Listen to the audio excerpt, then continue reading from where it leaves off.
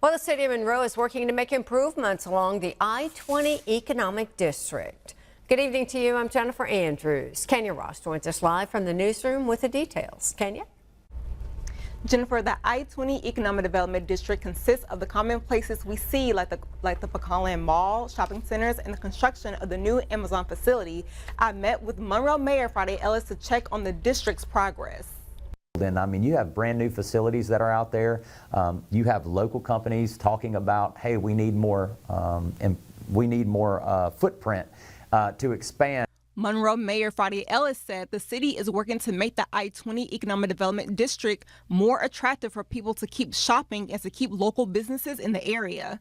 But ultimately, our goal is to find distribution facilities to be able to go out there, because there's a lot of footprint and a lot of new property, but just to continue making improvements, help our inventory, get our sites certified.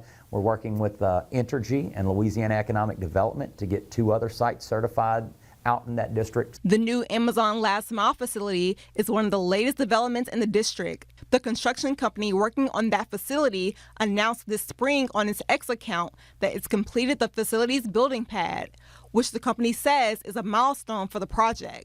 Pretty soon you'll see those sticks going in the air, and if I was a betting man, they're going to be talking workforce development. They're going to be talking about filling jobs and prospective jobs here within the community. A real estate company that acquired Pecan Mall, a popular attraction in the district, announced this month that the mall is getting a new vendor that will provide repair services for smartphones and tablets.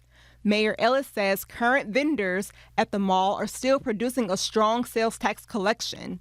If you want to see the mall healthy, you're going to have to make the conscious decision to drive to the mall and shop there. Our spending habits and our purchasing habits are going to drive whether or not the mall has a future here in Northeast Louisiana. And Mayor Ellis says the city is working with the mall's local management team by hearing their ideas and fulfilling requests to make the mall successful. Jennifer?